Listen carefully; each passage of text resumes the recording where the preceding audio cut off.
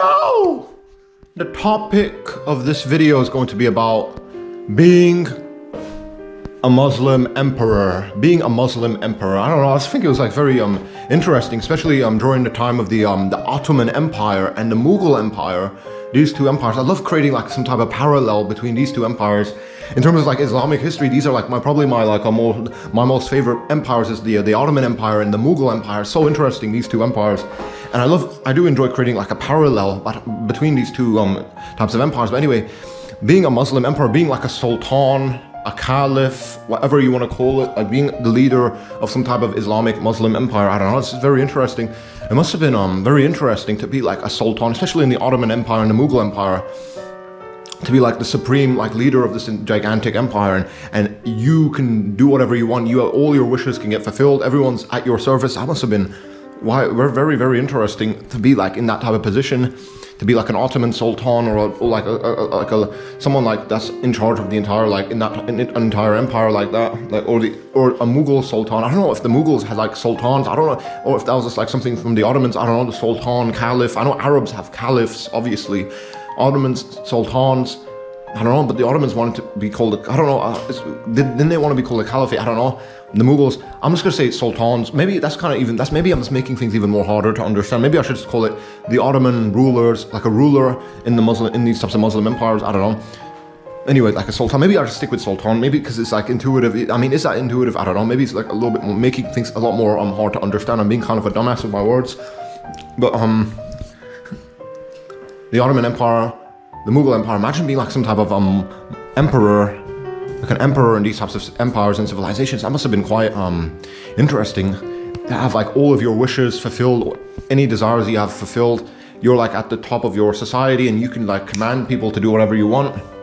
That is so amazing to me. Obviously, that's that being at the top of your society, being able to do whatever you want, that's kind of like, it's going to lead to a lot of corruption. And you know, the Ottoman sultans and a lot of the Mughal emperors, they were quite atrocious people. They did some bad things. Obviously, I mean, it's all like perspective and stuff like that. What's bad? How do you objectively like weigh and measure like good and bad and morality and stuff like that? It's fucking, all of that's inside of our heads.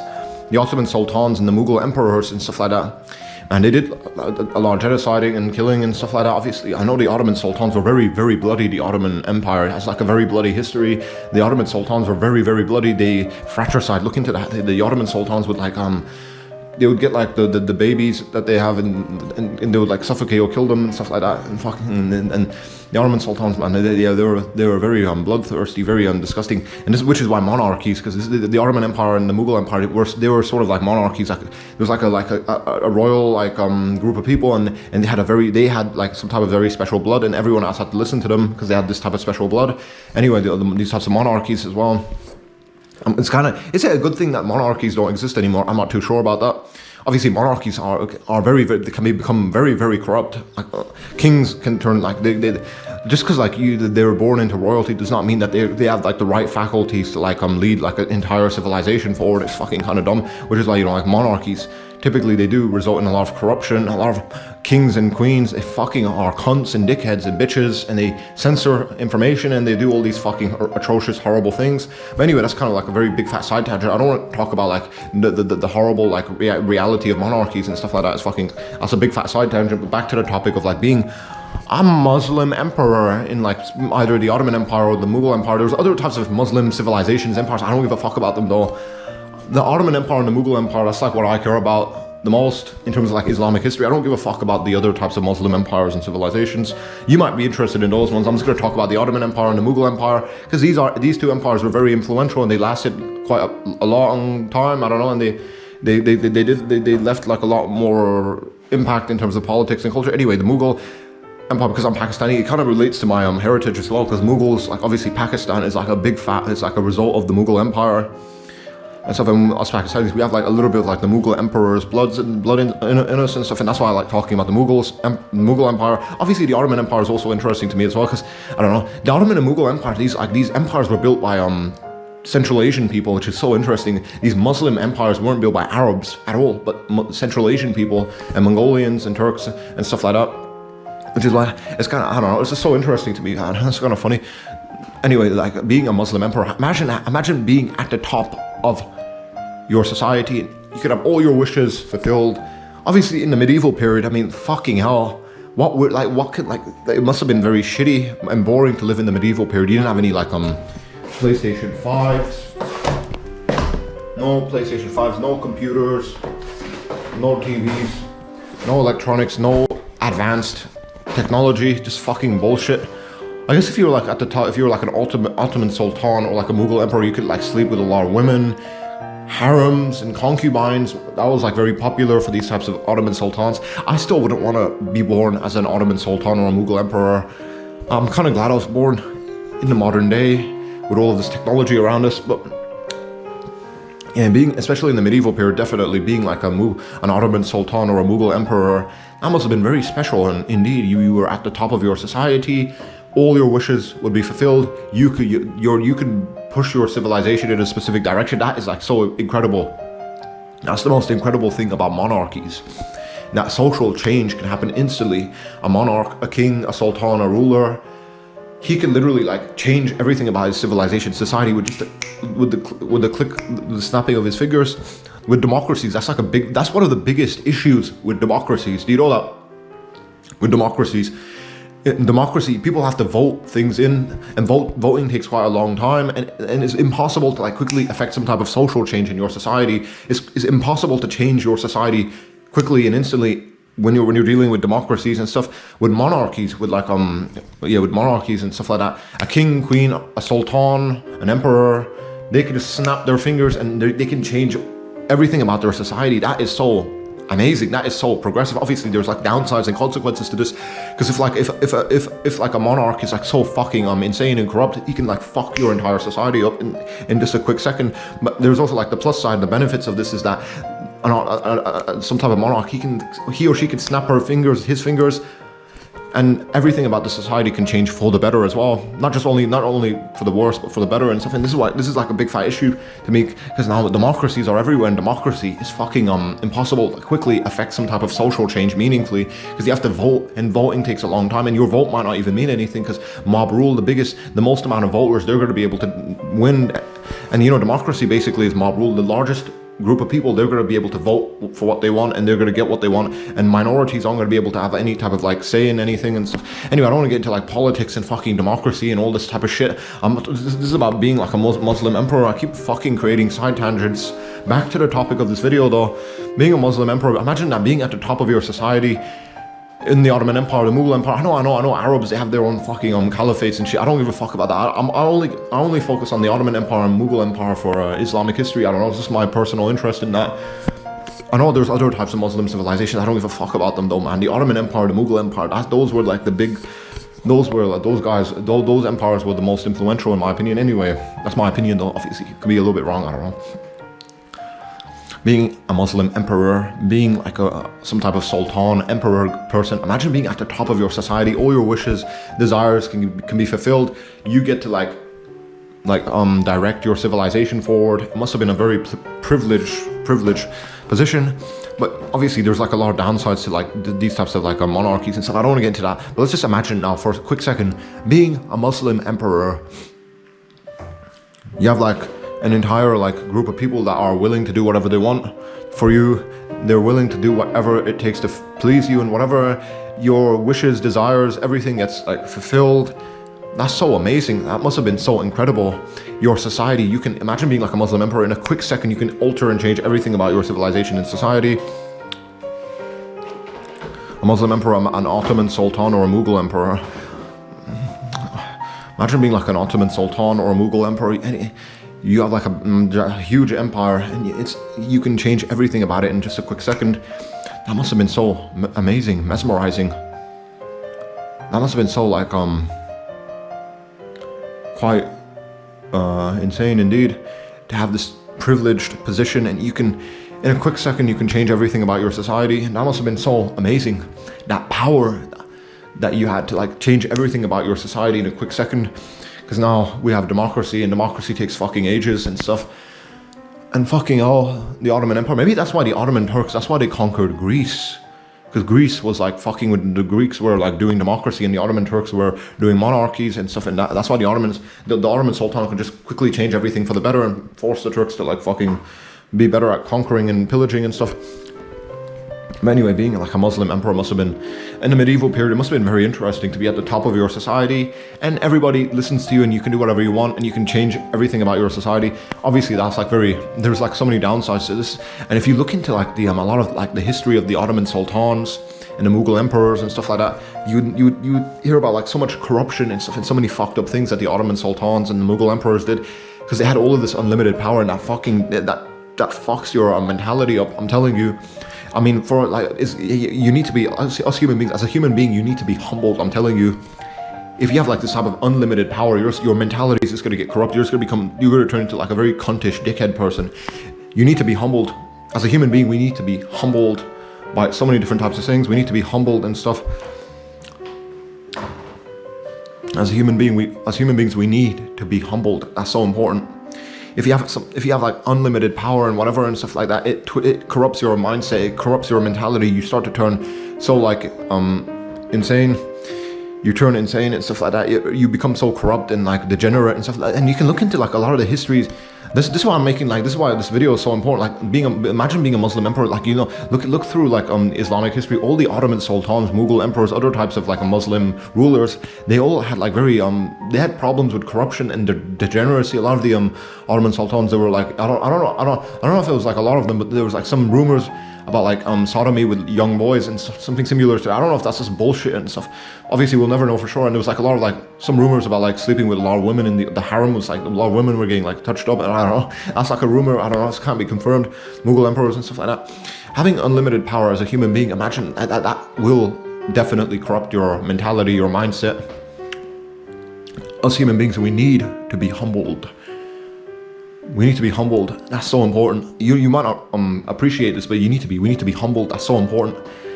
The topic of this video is important as well, because imagine being a Muslim emperor. Yeah, you're at the top of your society. Everybody listens to you. You can do whatever you want, and you can change everything about your society.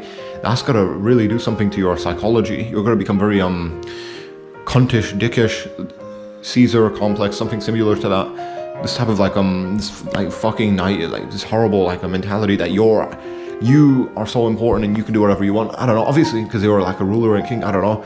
It's just so important to think about this. Imagine being a Muslim emperor, an Ottoman sultan, or a Mughal emperor, whatever. It must have been so, in terms of like the psychological perspective and stuff, being like at the top of your society, everybody listens to you, you can do whatever you want. That must really have some type of massive impact on your psychology. I do believe that would probably corrupt your mindset and your mentality quite a lot. It'll probably lead you down the wrong path. You probably become like sort of like a piece of shit, I'm telling you. Which is why, like, if you look into like the history of all the Ottoman sultans, the Mughal emperors, all these other types of emperors, not just Muslim rulers and stuff like that, but look at the Romans, the Caesars, what they were doing so many different types of fucked up things, a lot of degenerate sexual things as well. The sexual side is always interesting to me. A lot of the Caesars, the Roman Caesars, Caesar like a sultan, like Caesar in like Rome and stuff. They're like at the top of Roman society. Whatever these Caesars, they would like be intimate like with young boys and all this weird shit. Obviously, they would because of the fact that, you know, there are. Like, this is the issue like with unlimited power. As a human being, if you have unlimited power, you're going to become corrupt for sure. There's no way you're not going to become corrupt. As a human being, we need to like be humbled. That is so important. The fact that we be humbled, like us regular people, we're like me. We get humbled because if we have to go to work to earn money to like keep the lights on. If we don't go to work, if we're not willing to work, our lights turn off, and we you know, like if we turn lazy and like that's like that this type of check and balance. Like us regular people, if we don't want to work, we basically die and starve. Because, you know, if you don't work, you don't get money, so you can't keep the lights on. We get humbled by this type of reality that we need to work to survive. If you're an emperor, that type of it doesn't matter even if you turn into some type of fat shit. It doesn't matter, because who cares and stuff. Even if you turn into like some fat shit, the entire like you're at the top of your society. You have like this privileged position, and anything you do is gonna like be important, even if you turn into some type of fat shit. And this is why I believe that monarchies always tend to like fall apart and become corrupt, because you as like monarchs, they become corrupt obviously because they're completely removed from like any type of checks and balances. Us regular people, we need to like, if you don't work, your lights turn off, you can't afford food, and you starve to death basically. If you're not willing to work, you just starve to death. You get humbled by this type of harsh reality that you need to work to like survive and to earn money for food and the electricity and stuff. If you're like a Mughal, like some type of like Ottoman Sultan, Mughal emperor, like some type of person at the top of your society, like a monarch, man, that must really fuck your entire psychology up. That's gonna cause so much corruption. That's why a lot of these Ottoman sultans, Mughal emperors, they were fucking doing so many insane things. Anyway, imagine being a Mughal emperor, a Muslim emperor, not Mughal, although Mughals, Muslims and stuff, I don't know. Imagine being a Muslim emperor at the top of your society. All your wishes and desires are fulfilled. To be honest, I wouldn't want to be a Mughal emperor. I mean, a Muslim emperor, a Mughal emperor, Ottoman sultan. I wouldn't want to be in that type of position. I'm just not the kind of person to like be at the top of my society and I just tell everyone else what to do and stuff. I cannot imagine being in that type of position. It's like it would be so fucking like it would do my head in to think that like other people, they have to listen to what I have to say and stuff. It's fucking, I don't know. Some people be like, yeah, I would be an awesome king. I don't know. I'm not really big into like being like at the top, being like a ruler, like controlling other people and stuff like that. That's not who I am as a person. I like letting people like control their own lives and stuff like that. That's my own personal perspective and stuff. But you know, imagine being like a Muslim ruler. You're at the top of your society, a Muslim emperor, Ottoman Sultan, Mughal emperor. All your wishes and desires can get fulfilled. Everybody's gonna listen to what you have to say and stuff. I don't know, just that would fuck your entire psychology up, I'm telling you. Which is why a lot of these Ottoman sultans, Mughal emperors, Muslim rulers, whatever, not even like the Muslim rulers and stuff. Look at like Roman history, the Roman Caesars are doing so many fucked up, insane things.